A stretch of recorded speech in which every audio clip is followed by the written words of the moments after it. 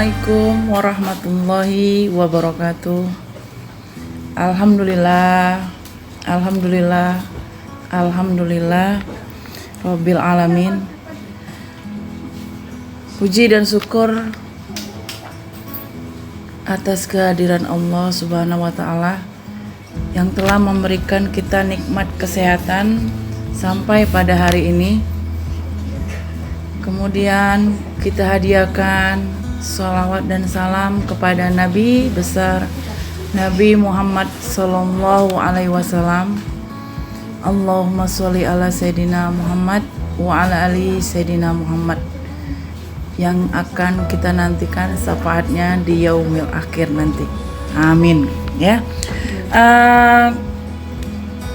Ibu akan memperkenalkan diri, ya. Nama Ibu adalah Ibu Epi Yunita, SPDI. Di sini Ibu mengajar pelajaran agama Islam. Pada hari ini Ibu akan mengisi materi MPLS, yaitu materi tentang pengenalan lingkungan sekolah. Materi yang akan Ibu bawakan adalah materi tentang budi pekerti. Masalah budi pekerti, ya. Ini budi pekerti ini berasal dari dua kata, yaitu budi dan pekerti. Budi artinya pemikiran atau kesadaran seseorang, sedangkan pekerti adalah tingkah laku atau perbuatan. Jadi kalau budi pekerti kita sambung menjadi sebuah kesadaran seseorang dalam bertindak atau berbuat, ya. Budi pekerti ini sangat erat kaitannya dengan etika, moral, tingkah laku, sopan santun, dan juga akhlak mulia. Tidak semua orang mempunyai sopan santun, ya. Tidak semua orang juga berakhlak jelek, ya kan? Gimana caranya supaya kita menjadi orang yang bagus, yang mempunyai budi pekerti, yang dihormati orang, yang mempunyai teman yang banyak, ya. Di sini budi pekerti yang kita bahas adalah mengenai budi pekerti di dalam sekolah.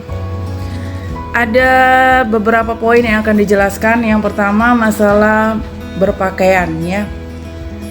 Agama Islam membicarakan masalah pakaian, bahwasanya kita harus menutup aurat.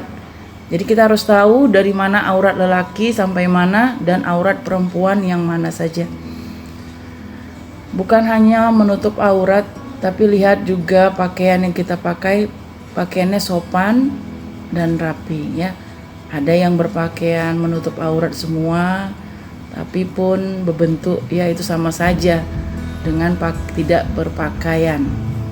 Tapi kalau kita jelaskan lebih rinci lagi mengenai pakaian, ya, pakaian anak laki-laki, ya, biasalah memakai celana, tapi tolong celananya jangan dikecili di bawahnya, ya, celana pingsil, karena itu kan istilahnya bukan mencerminkan bahwasanya kita adalah siswa.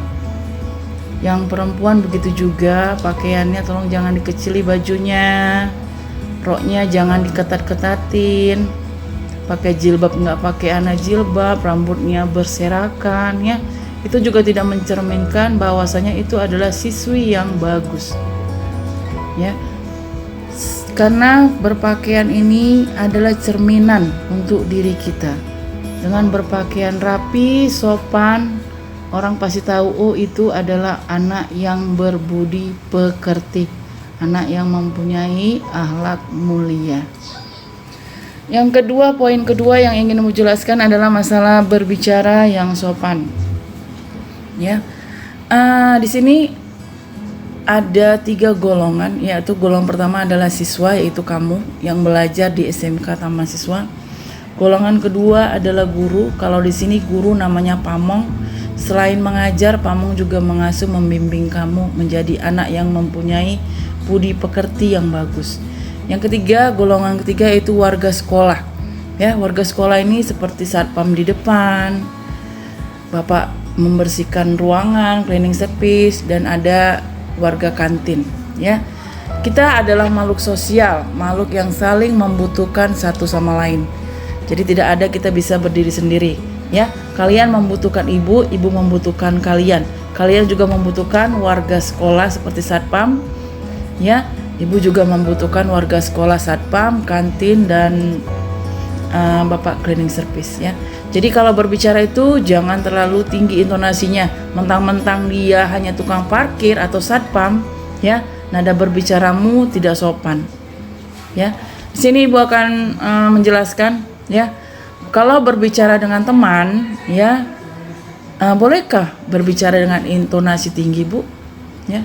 Jangan, panggillah kawanmu dengan nama yang sebaik-baiknya. Kalau udah itu namanya diberikan orang tua, jangan kau buat nama-nama yang lain-lain. Mentang-mentang dia gendut, kok bilang si gendut ya. Akhirnya apa? Terjadilah perkelahian ya. Panggil namanya sesuai dengan nama yang sudah diberikan orang tua. Jangan bully temanmu ya, sehingga temanmu malas sekolah ya. Jadi kalau kita berbicara yang bagus, sopan santun dengan teman, insya Allah teman kita banyak ya, karena di sini kita bukan mau cari musuh tapi mau cari teman. Baru berbicara dengan guru ya. Gurumu di sini adalah orang tua keduamu selain di rumah ya. Kalau memanggil gurumu itu ya dengan nada yang sopan, sama seperti memanggil orang tuamu di rumah. Jadi tidak ada bo, tidak seperti itu ya. Ibu, saya mau bertanya, atau bertemu dengan gurunya, assalamualaikum Bu, ya kan, dengan nada yang sopan. Dengan berbicara yang sopan, kita tahu bahwasanya kau itu anak yang mempunyai sopan santun, mempunyai budi pekerti yang bagus ya. Begitu juga berbicara dengan warga sekolah ya.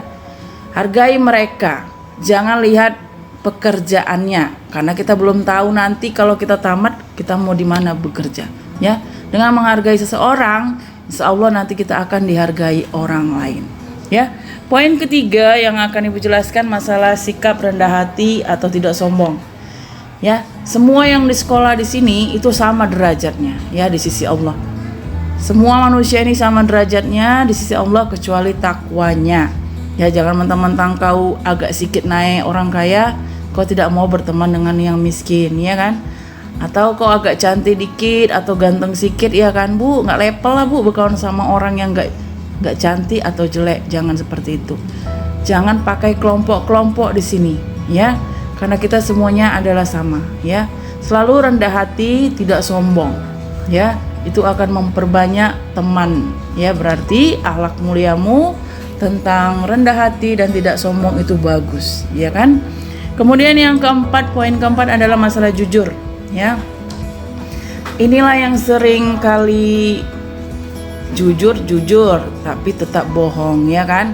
Kalau nggak masuk sekolah ya kan, kalau terlambat dia bilang sakit di rumah padahal keluyuran cabut ya. Nggak boleh. Anak yang baik budi, punya budi pekerti yang baik itu terlalu jujur. Kalau memang sakit ya sakit, kalau memang cabut ya cabut ya. Jadi alasannya kita harus tahu kenapa dia cabut, kenapa tidak sekolah ya. Kejujuran itu penting, lebih penting dari segalanya ya. Jadi ini adalah poin-poin yang Ibu jelaskan masalah budi pekerti ya. Karena setidaknya kita pun sudah tahulah apa itu budi pekerti. Tidak ada orang yang dibilang tidak punya etika, tidak punya moral ya. Siapa sih yang tidak mau jadi anak baik ya kan? Semua pasti mau jadi anak baik. Jadi mulai hari ini kalau masih ada etikanya, moralnya, tingkah lakunya yang di luar jangkauan ya, tolong ya diperbaiki. Ini sudah taraf SMK bukan taraf SMP lagi ya. Sudah bisa dewasa, sudah bisa menentukan mana yang baik dan mana yang tidak baik, mana yang harus dikerjakan dan mana yang harus tidak dikerjakan ya.